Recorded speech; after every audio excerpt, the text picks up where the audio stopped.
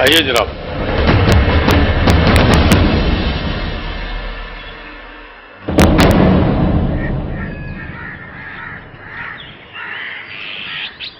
इरम को बुला दें जरा।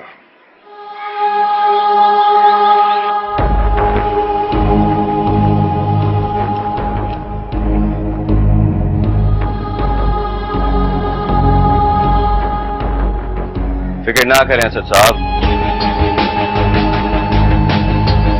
आपकी बीवी का बयान लेडी कांस्टेबल लेगी।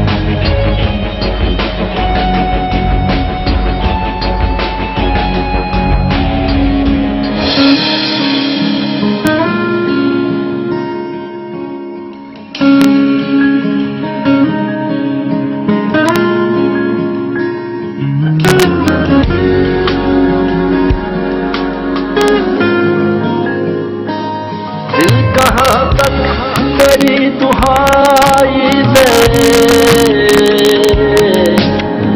सजना वे सजना सजना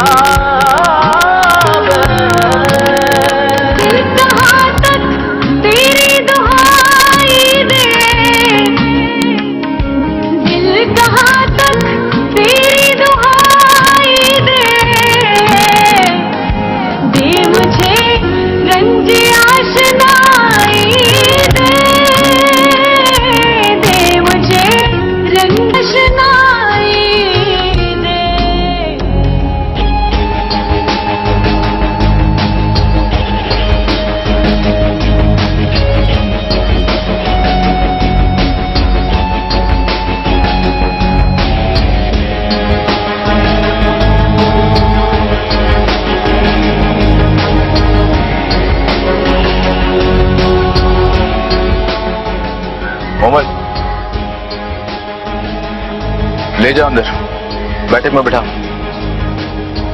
आप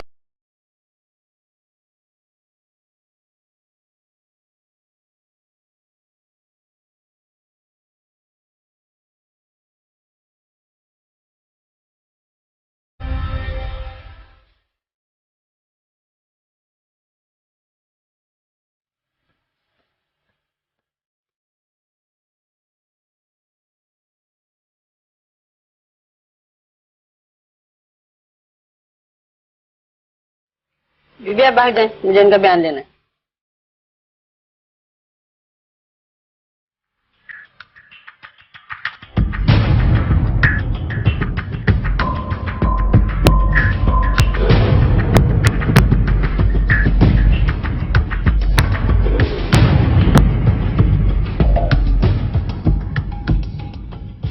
ये साहब ने आपके लिए दिए, इसमें उनका पैगाम लिखा है।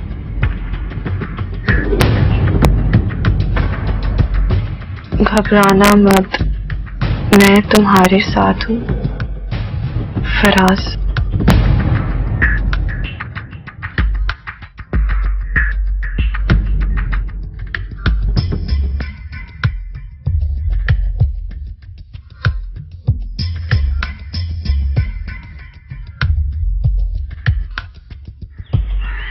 मोमल, जी भाई। तुम बाहर क्या करने आई हो? साईं वो कहती है कि वो इरम बीबी का बयान अकेले में लेना चाहती है।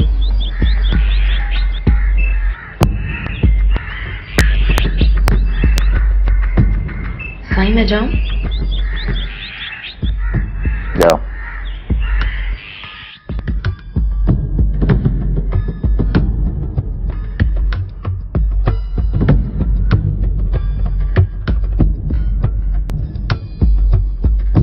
आप पे जो तशद्दुद किया जा रहा है, आप साफ साफ बोलें, आप घबराएं मत। नहीं तो मुझ पर कोई तशद्दुद नहीं किया जा रहा। देखें बीबी, आप अकेली नहीं हैं, साहब और हम आपके साथ हैं। ये नहीं, तसल्ली से अपना बयान लिखें।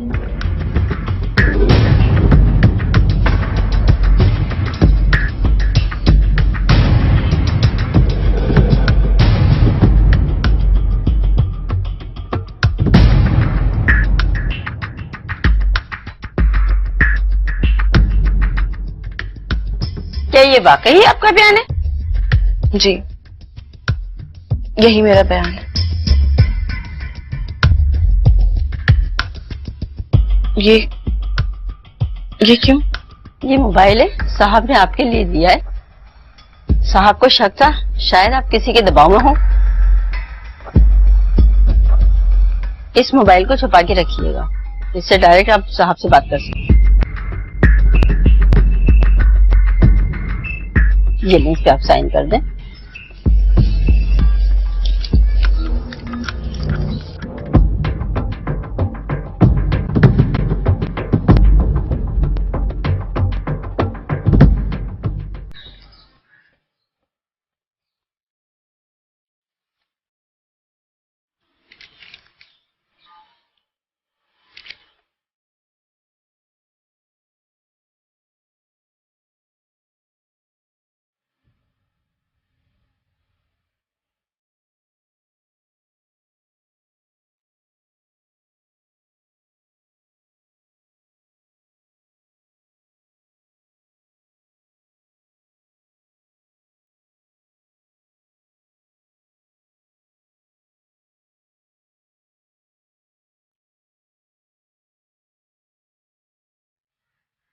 मोबाइल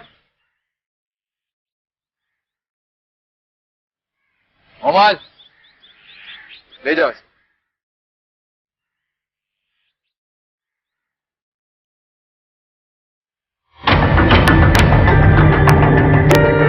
क्या बात है एसपी साहब,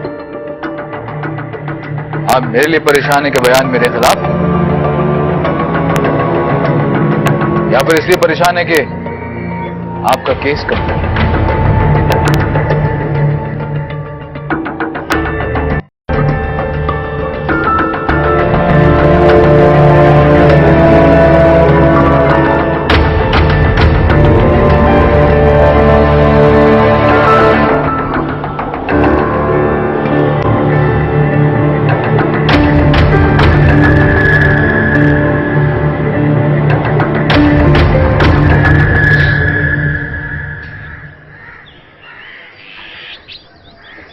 सर, सब खैरियत है ना?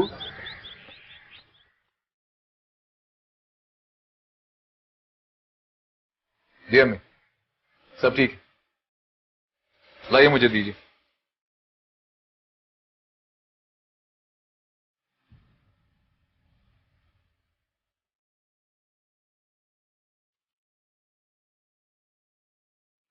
ये लो, पकड़ो इसे।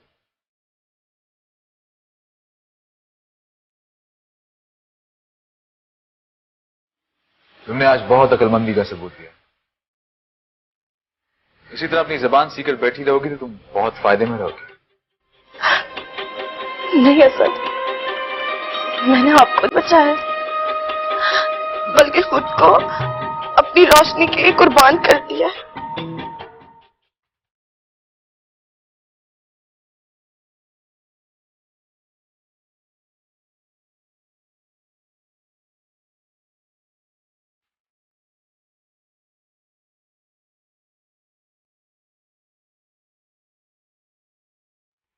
जी राना जफर साहब, हाँ जी, फाइल मैंने तैयार कर ली है, डोंट वरी अबाउट इट।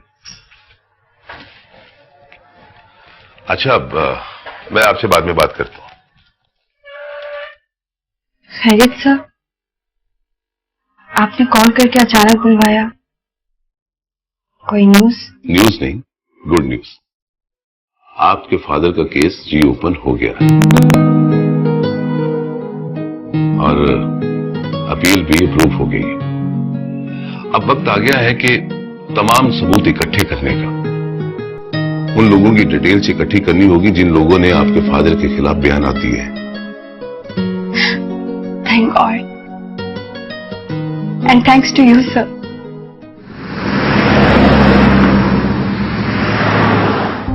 ये तो बहुत अच्छी खबर सुनाई है तुमने मेरे बच्चा, मेरी एनर्जी बढ़ा दी तुमने। थैंक गॉड, केस रीओपन हो गया। खुशी तो उस वक्त होगी डैड जब आप इस केस से बरी हो जाएंगे और यहाँ इस जगह पर आपके बजाय आपके दुश्मन होंगे। एडवोकेट अशफाक कह रहे थे कि अब हमें सबूतों और गवाहों की बहुत जरूरत है, लेकिन मुझे कुछ समझ नहीं आ रहा कि मैं क्या करूं। आप बताइए। तुम एक काम करो, कंपनी का पुराना अकाउंटेंट था, उसका पता करो। क्या नाम है उनका? उसका नाम असगर, असगर नाम है उसका। उसका पता करो। वो हमारा पुराना अकाउंटेंट था, वो सब कुछ जानता था हमारे अकाउंट के बारे में। और इकबाल ने ये कह के उससे निकाला था कि उसकी याददाश्त कमजोर हो गई है। अब मुझे एहसास हो रहा है कि उसने उसे अपने रास्ते से हटाया होगा। वो कंपनी के सारे अकाउंट्स और सारे घपलों से वाकिफ होगा और उन लोगों से भी वाकिफ होगा जिनसे इकबाल ने डील की होगी। आपको असगर साहब का एड्रेस पता है डैड? नहीं, एड्रेस तो अलमारी में कंपनी का पुराना रिकॉर्ड होगा, उसके अंदर चेक करो, उनकी फाइल होगी, उनका एनआईसी नंबर होगा, उससे चेक करके उनका एड्रेस पता करो। ठीक है?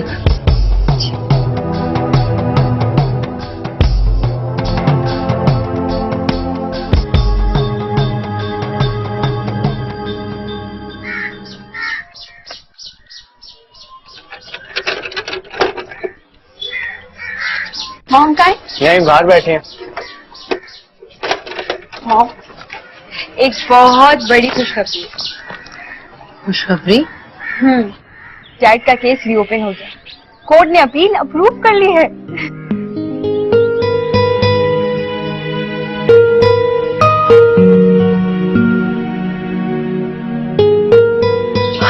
या अल्लाह, लाख लाख शुक्र है।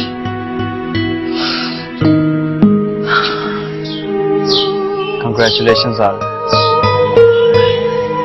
क्या बात है मॉम, परेशान लग रही हैं? पिंकी की रिपोर्ट्स लेने गई थी मैं। डॉक्टर ने कहा है कि पिंकी का ट्यूमर बहुत बढ़ गया है और अब हमें उसे हॉस्पिटल में एडमिट कराना पड़ेगा। एडमिट?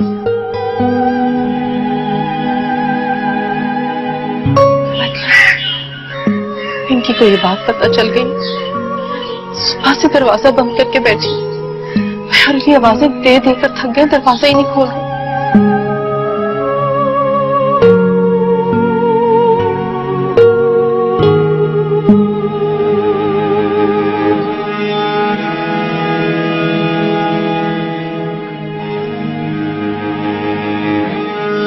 पिंकी, पिंकी, पिंकी प्लीज दरवाजा खोलो बेटा। देखो हम सब यहाँ परेशान हो रहे हैं। अली तुम मुझे पिंकी, पिंकी दरवाजा खोलो। देखो हम सब परेशान हो रहे हैं, इस तरह मत करो बेटा। पिंकी, पिंकी देखो, ज़ारा, ज़ारा आई है।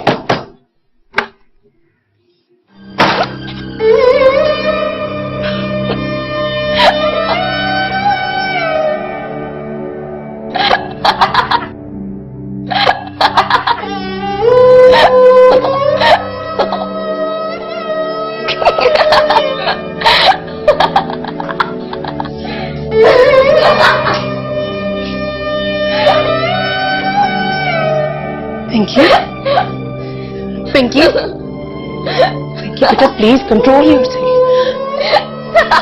पिंकी, पिंकी, क्या हुआ मॉम? मैं कोई मेंटल थोड़ी हुई हूँ, मैं तो अपने सेंसेस में ही हूँ। तो आप लोग मुझे कुछ देखना चाहते थे इस बीमारी में? अब देखें मैं कितना खुश हूँ कि हंसे जा रही हूँ क्योंकि मैं मरने वाली हूँ।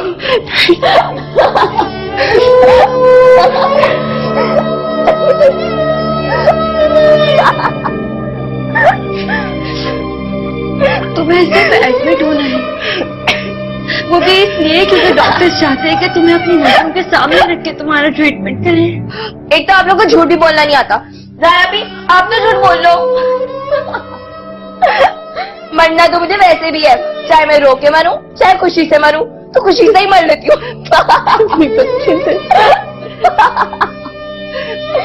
एडमिट होना है ना, मैं तो तैयार हूँ एडमिट होने के लिए। मैं तो बहुत ही खुशी खुशी एडमिट होगी। चले एक काम करते हैं, एडमिट होते हैं। चलिए चले चले एडमिट होते हैं। चले चले, बैठे भी क्यों है, उठे ना। चले चले एडमिट होते हैं।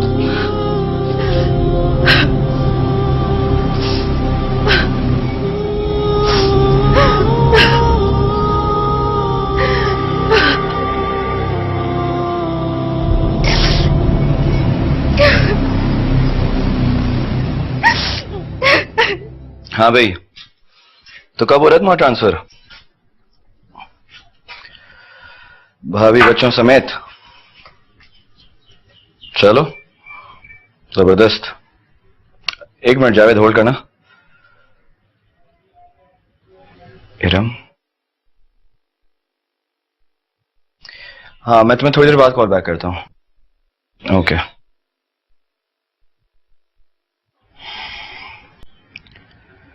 हेलो फराज, मैं इरम बात कर रही हूँ। पता है मुझे, जो मोबाइल तुमको भिजवाया है उसका नंबर मैंने तुम्हारे नाम से सेव किया है। काफी अर्से बाद तुम्हारी आवाज सुनकर अच्छा लगा। कैसी हो? मैं भी बहुत अरसे के बाद तुम्हें सुन रही हूँ। फराज, मैंने तो तुम्हारे साथ इतना बुरा किया था, फिर भी तुम मेरी मदद करना चाहते हो? इसका जवाब तुम बहुत अच्छे से जानती हो इरम। मेरे साथ साथ तुमने भी बहुत दुख झेला है, और मुझे तुमसे कोई गिला नहीं है, बल्कि फख्र है। तुम जैसी औलाद बहुत ही खुशकिस्मत माँ बाप को मिलती है। तुमने अपनी फैमिली के लिए अपनी मोहब्बत को कुर्बान किया है। कुर्बानी का ये जज्बा मुझे मेरे डैड और मॉम से मिला है, लेकिन पता है फराज, इसका फल हम में से किसी को नहीं मिला। जानता हूं, ज़ारा ने तुम्हारे फादर के बारे में मुझे सब कुछ बता दिया, और अगर अब तुम चाहती हो कि मैं तुम्हारी हेल्प करूं तो तुम्हें किसी भी तरह असद की हवेली से भागकर थाने आना होगा। नहीं फराज, मैं यहां से नहीं भाग सकती। इसके अलावा और कोई रास्ता नहीं है रम, क्योंकि जब तक तुम खुद नहीं आओगी मेरे हाथ बंधे हुए हैं, इसलिए कि क्योंकि तुमने असद के हक में बयान दिया है। फराज, मैं एक बेटी की मां हूं। मैं समझ सकता हूं इरम, लेकिन इसके बावजूद मेरी बातों पे गौर जरूर करना। अगर तो तुम वहां से आजादी चाहती हो।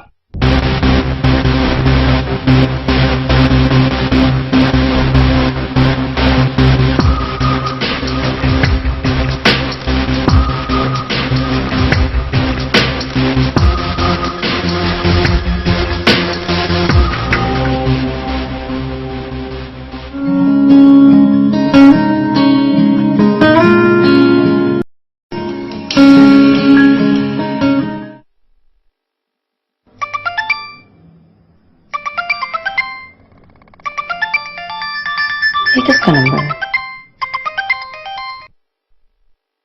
हेलो। हेलो मॉम, मैं इरम बात कर रही हूँ।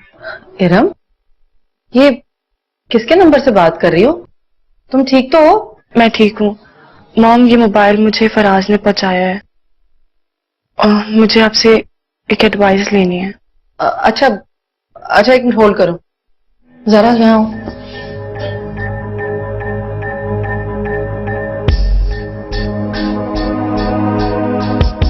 तुम जल्दी से ठीक हो जाओ, फिर हम ना खूब गेम खेलें। देखो ना अली भाई, ये सब मुझसे बातें ऐसे छिपा रहे हैं जैसे मैं सुनते ही मर जाऊंगी। जब चाहूंगी ना तब याद आऊंगी ना आपको। हाँ बस एक मिनट। हाँ अब बताओ। मॉम, मुझे फराज यहाँ से भागकर पुलिस की पनाह में आने का कह रहा है, तो क्या मेरे लिए यहाँ से भागना बेहतर होगा? अब बेटा मैं क्या कह सकती हूँ, मुझे तो कुछ समझ में नहीं आ रहा है। इलाका तो वो असद का ही है ना। अगर खुदा ना खास्ता उसने अपने सोर्सेज लड़ाकर पुलिस से भी तुम्हें रिकवर करा लिया तो मुझे डर है तुम्हें कोई नुकसान ना पहुंचे। मॉम मुझे दें, मैं बात करती हूँ। ये ज़ारा से बात करो। हाँ इरम, मेरी बात हुई थी फराज से। उसने मुझे बताया था कि उसने तुम्हें पुलिस की पनाह में जाने के लिए कहा है, क्योंकि तुमने असद के हक में बयान दिया है। अब तुम्हें खुद फराज के पास जाना होगा। ज़ारा, मेरे लिए यहाँ से भागना इतना आसान नहीं है। मेरी बेटी है, मुझे उसकी भी फिक्र है। एरम, तुम्हें हिम्मत करनी होगी, वरना जिंदगी भर अपनी बेटी समेत इन दीवारों में सिसकती रहोगी। प्लीज। मैं कोशिश करती हूँ यहाँ से भागने की, लेकिन इससे पहले तुम लोगों को बताना भी जरूरी था। खुदा हाफिज। क्या क्या कह रही है? बताओ मुझे।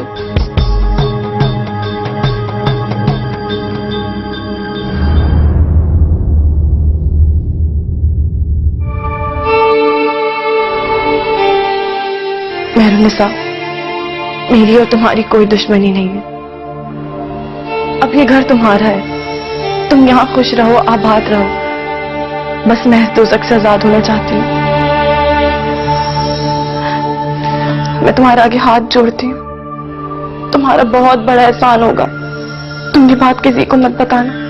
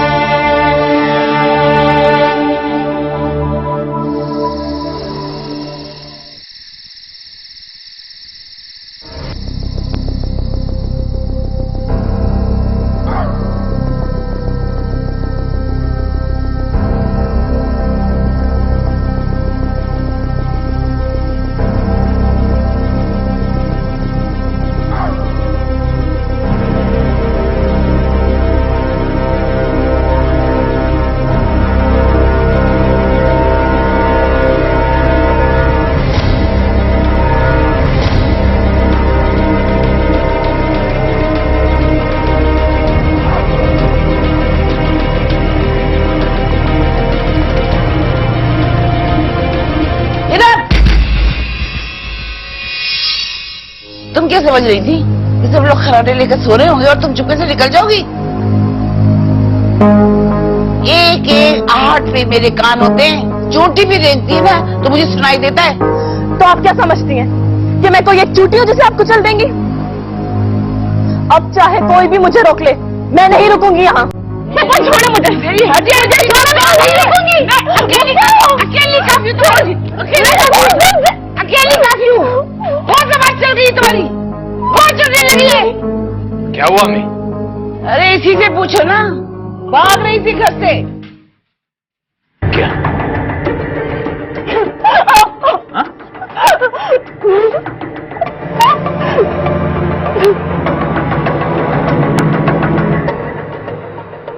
अच्छा, तुम्हारी बहन आकर तुम्हें ये देकर गई थी।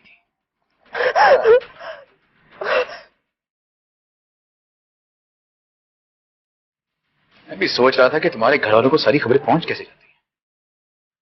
और वो पुलिस वाला फराज मेरे घर पहुंचकर मुझे कहता है कि मैं अपनी बेगम पर तशद्दुद करता हूं। दो नहीं, नहीं दो मुझे। नहीं, मेरा बच्चा मुझे दो। दूंगी। मैं क्या दो मुझे? नहीं, दो मुझे। छोड़ो से, छोड़ो से।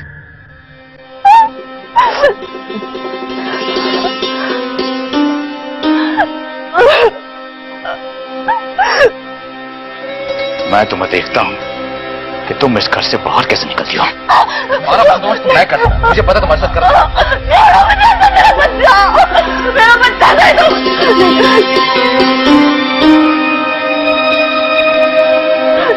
छोड़ो, अगर मुझे मेरा बच्चा दे दो। अगर मुझे मेरा बच्चा दे दो। मेरा बच्चा, अगर मुझे मेरा बच्चा दे दो। अगर मुझे मेरा बच्चा दो। नहीं रह सकती उसके बगैर। अगर मेरा बच्चा दो। ओमल, ओमल,